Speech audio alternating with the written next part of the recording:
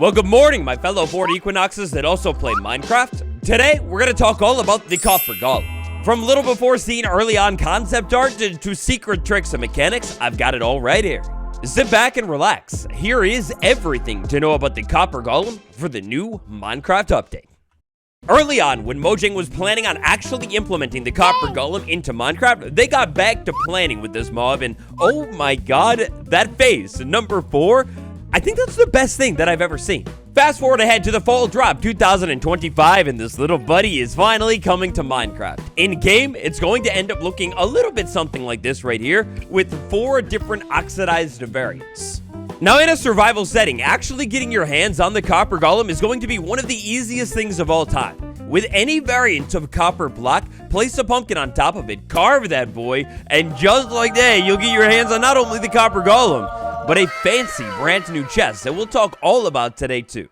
When trying to birth your first coppery child inside of your world, you could go ahead and skip the carving if you wanted to and place a pre-carved pumpkin down on top of a copper block to get the golem. If you turned all of your pumpkins into jack-o'-lanterns, well, don't worry, you can use a jack-o'-lantern too. If a copper block is waxed or unwaxed, it does not matter either. You could use both versions. Now, this guide is for both Java and Bedrock. Unfortunately, though you can use the different pumpkin variants, the different copper variants will not work. Now, there is a slightly more advanced way to get your hands on the Copper Golem too, but if I had to take a guess, you've already got one of these statues in your world. You already know how to get a Copper Golem. If you have a copper statue in your world, you can scrape this thing with an axe to bring it back to life, and therefore, all in the same act, creating a brand new Copper Golem. Now, for all of today's madness, I've gone ahead and set up a small little Copper Golem test world. Channel members, like I usually do for the Everything series, there is a world download for this very world out right now. If you want to get up close and personal and check out my tests that I've set up here, then become a channel member today and check out the link down in the description. Now, if anything significant changes with this Copper Golem by the time it releases, I'll be sure to update a pinned comment down below, but oh, it is sad. The Copper Golem, it's not a very strong, healthy mob. In total, the Copper Golem has a total of 12 health. That is 2 whacks with a diamond sword, and its history. The Copper Golem does not fight back to anyone or anything, so maybe just don't be mean. The Copper Golem also has an inventory consisting of 16 item spaces, or on the other hand, 1 full stack of items if that item cannot stack into a stack of 16. We'll talk more about it later, but if you interact with a Copper Golem, you could actually make it drop whatever item it's holding. You cannot give a Copper Golem an item though. If you want a Copper Golem to hold an item, you have to start by putting that item inside of a copper chest. Now, the Copper Golem, sure, it does not have a lot of health, and it will eventually freeze, but it's also pretty strong in some other ways too. Even though this mob is too heavy to swim, it will be able to move around under the water, even stepping up blocks if it decides to, and it will never drown. The Copper Golem also will never take any fall damage at all. They're also decently smart mobs, being able to pathfind to chests from, well, decently far away. The Copper Golem is also safe from most hostile mobs. For the most part, most hostile mobs do not care about the Copper Golem at all. Oh, and its eyes? They kind of glow in the dark. Oh, and I guess we should say, before we move on, the Copper Golem, if it does end up taking a lot of damage, well, it's only going to drop a little bit of experience and 2 to 3 copper ingots, so it's really not worth it. My fellow history buffs, for a little bit of a history lesson for you, the Copper Golem, it first appeared all the way back in 2021. Initially, the Copper Golem was proposed to come to Minecraft in what would have ended up being the 1.19 Wild update. The Copper Golem was proposed to be this mob that you could create just like you do now, presumably, except back in the day, the Copper Golem, it would have liked to press copper buttons in the game and basically just be a little bit random. Fast forward ahead to modern day Minecraft, the current implementation and iteration of this thing, it's an item sorter, baby. Check this little guy out. If I interact with a copper chest, more on those in just a second. Copper Golem copper chest is essentially the dynamic duo of all time. If I leave an item inside of a copper chest, the Golem will open up the chest, take the item, and then walk over to nearby normal or trap chests, open them up, and try and see if there are any matching items inside of that chest. Now, this process will carry on for a small handful of chests until eventually, hopefully, it's able to find a chest with matching items. And if it does, it'll drop 16 of those items, everything it's carrying. It'll drop everything it's carrying inside of the chest and then carry back on again. The Copper Golem will attempt to repeat this item sorting process until eventually the copper chest is fully empty. Now, like I mentioned, the Copper Golem, it only has an inventory of 16, so when it does open one of these chests and take items out of the inside, any minute here, when it does take the items out of the inside of the chest, it will only take 16 at a time. Now, for a minute here, before we get to the nitty-gritty of Copper Golem mechanics, let's move on to the copper chest. Also, for more guides and update videos all the time, every single week, smash that subscribe button, and do me a favor, if you like the Copper Golem, or you don't like the Copper Golem, smash that like button. So, the copper chest, aesthetically, oh, mama, the devs were cooking when they made this thing. When the devs went over to the Pixel Studio, oh my gosh, they were cooking with this thing. It looks so good. Every single side of this block has a brand new unique texture. Opening up this block, look real quickly here, the lid, it almost looks like tinted glass on the inside. Actually opening the block, though, inside looking at the UI, it's exactly the same as the normal chests, and actually, weirdly, right now, it just says chests at the top, too. Not even copper chest. Keep in mind that the Copper Golem is still a work in progress. I'm sure small issues like that will get patched over before full release. Hey, hopefully. Now, the copper chest, just like the normal chest block, has a single wide variant or a double wide variant, and man, the double wide variants, they only heat up. In terms of beauty and aesthetics, it only gets even better. I really like the bluish glow on this one. The back of the texture on the double wide one, you get this massive hinge, and dude, it's so good looking. I love it. And the bottom of a copper chest, bet you've never seen that before. Well, it looks something like that. Inside of a crafting table, if you want to craft yourself a copper chest, well, yeah, you can do that with a total of 8 ingots in one chest. But of course, as we saw earlier, the other way to get a copper chest is just make a copper golem. This way is a little bit more cost effective and it's the only way to get yourself the oxidized chest instantaneously. If you're not into the golem and you want the oxidized chest, well, you're gonna have to place the chest down and let it oxidize. Good news, the copper chest will oxidize just as fast as any of the other copper blocks in the game. If you do not want the chest to oxidize, you could use a honeycomb on it to wax it, and you can use an axe on it to unwax it. You can also use an axe on an oxidized copper chest to scrape off the oxidization, getting the other phases of it.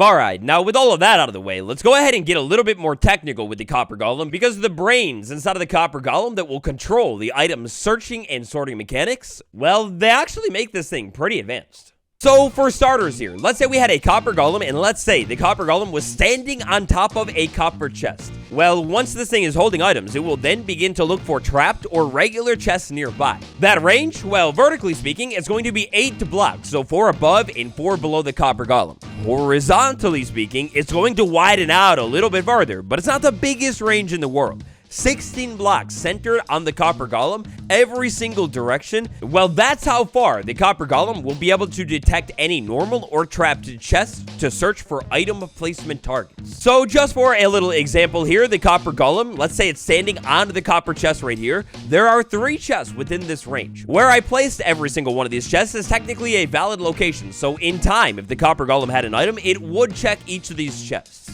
But over here, when we were taking a look at the Copper Golem before, we might have noticed an interesting little pattern here. The Copper Golem is going to start by taking an item from a chest, and then from there, it will walk over to the closest chest to it and begin its chest search in search of a matching item. In order to expedite this process, the Copper Golem will not check an infinite amount of chests. Instead, the Copper Golem will only be able to check up to 10 different chests. Now, for the purpose of chest checking, a double chest will still count as 1 chest when attempting to store items inside of the world. That's how we played a little prank on the Copper Golem. If we put an item inside of that chest that is not actually inside of any of these other chests. Well, if I had a bunch of extra chests placed down over here that will definitely exceed the amount of 10. Well, for 1, the Copper Golem will actually deposit random items into empty chests. But let's say maybe there were no extra empty chests over here. Well, this Copper Golem is going to take an item out of this chest, and if that item does not match any of the items inside of the 10 chests that it checks, well, this is where the Copper Golem gets a little bit less smart because it'll actually forget every chest that is checked. And this process will take a little bit of time, but it'll forget the chest that it checks. And while it's forgetting what it's already checked, it will idle around for 7 seconds. So here we can see the Copper Golem going ahead and going chest by chest, opening every single box. But now, unfortunately, that's hit chest number 10. So it's going to walk around and basically do nothing for 7 seconds. And then after that, it will start checking chests again. So unfortunately, this buddy here can get stuck in a little bit of a loop if it doesn't have a matching item. Now let's take a look at how it actually deposits items. Let's say we had a chest with matching items, and there's already stacks of items inside of that chest. Well, the Copper Golem will actually be able to add items to a stack. If we had a Copper Golem with some items, and then inside of a chest where those items are going to go, we have a stack already started, part of the way down inside of the chest, like not in the first slot, well, it'll just drop items into the first spot. If I had some items in here for the Copper Golem to sort, and then I had my target chest over here with items in multiple unfinished stacks, well, the Copper Golem will pick the stack that is nearest to the top to drop the items into. And then let's say I had maybe a chest with items that don't really stack, so let's say swords, and maybe they have a different durability. Like this sword is in perfect health. Well, the Copper Golem will definitely be able to pick up those unstackable items, and it'll try and store them. Some of the picking up and carrying animations are a little funny right now, sometimes glitch, but the Copper Golem will actually ignore item durability and names. Whew! So different Copper Golem sorting mechanics. After it finishes emptying a copper chest, it'll idle around for a little bit of time. It will attempt to locate other copper chests and even attempt to pathfind over to them. And then, if it can't find any of that business, it will continue to basically just walk around and repeatedly open the copper chest, double, triple checking to make sure that nothing new has been added to it. The Copper Golem is basically the most adorable, loyal sorting machine of all time. One word, a long word, but one word: oxidization. The Copper Golem, if this mob is unwaxed, which by the way, yes of course, being copper, you can wax this mob. Use a honeycomb on the Copper Golem and you'll wax it. Use an axe to unwax this mob, but if it is unwaxed, it could actually oxidize. Now, this oxidization process is long. According to Slice Lime, a developer over at Mojang HQ, the Copper Golem will oxidize over the course of 7 hours in the real world. Actually, a little bit more. At the top of the recording of this video, according to the Minecraft wiki, a little bit more information on Copper Golem oxidization. Oh man, that takes a long time. So, if you want one of the other oxidized versions of the Copper Golem, it might be better to, well, just start with an oxidized version of the Copper Golem. Remember that copper blocks do not take that long to oxidize at all, especially if they are isolated away from other copper blocks. Now, after the Copper Golem has fully oxidized, if it is not waxed, it will actually continue to walk around and work as normal until eventually freezing up and turning to a statue. This mechanic can actually be showed off beautifully over on Bedrock Edition right now because it happens way quicker. So we have an oxidized Copper Golem. It'll walk around, it'll do its thing until eventually, and this eventually depends on its wax state. If it is unwaxed, eventually it will fully freeze up and turn into a statue, picking a random pose out of the 4 poses. Now, I've had these Copper Golems sitting in a pen over here on Java Edition for a long time. Seems maybe a little bit bugged right now, but we have no statues ever. But Copper Golem statues, oh baby, we've got not 1, but 4 different types, all oxidized. Double it if you want to count waxed and unwaxed. And on top of that, we've got 4 poses for every version of the statue as well. Alright, so posing the copper statue, this thing is so simple. You're going to walk up to it and interact with it, and when you do that, it's going to scroll through its poses in the same order every single time.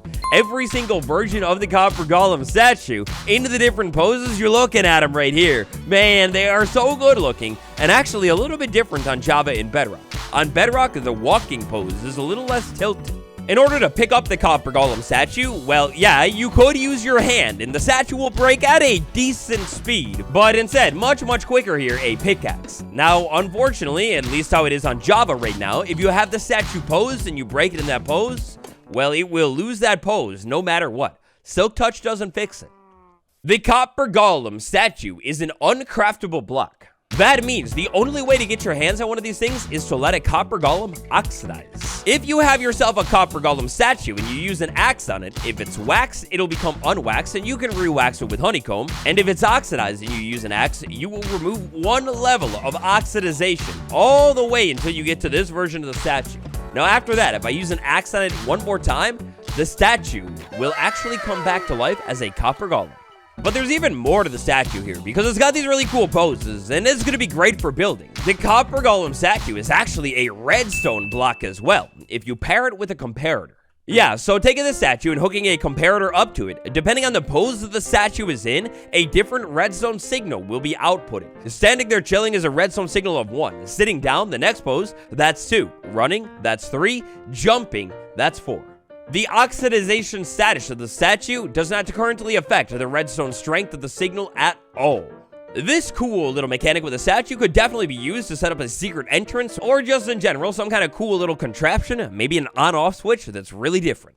Now getting right near the end of our game here today, the Copper Golem. Inside of the new update, what are some of the best uses for it? Well, of course, first things first, if you've been watching today's video, this one's a little bit of a no-brainer, but an auto sorter. Imagine those times you go out into your world, a long caving trip, you come back with a bunch of random stuff because you found a mine shaft too. The Copper Golem could come in handy big time in your storage building. You have a copper chest as a little bit of a drop-off chest to throw everything random that you found inside of it, and then let the Copper Golem do all of the work. This buddy's not the most efficient at its job here, but you could definitely get away with a little bit less of that tedious storing stuff.